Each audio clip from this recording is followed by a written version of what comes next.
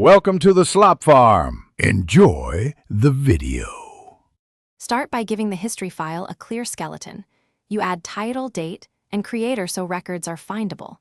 You also assign a persistent ID like ARCH0001. This prevents collisions later. Once done, normalize dates to ISO YIMMDD and pick a controlled vocabulary for subjects so indexing improves. Make sure to include a brief provenance note explaining why items are grouped. That small context saves time downstream. Next, structure the file so machines and humans both understand it. You create headings, summary, chronology, sources, and then tag names, places, and events with consistent terms and ID for cross-referencing. Once headings exist, link to digital objects using file names and checksums. That preserves integrity.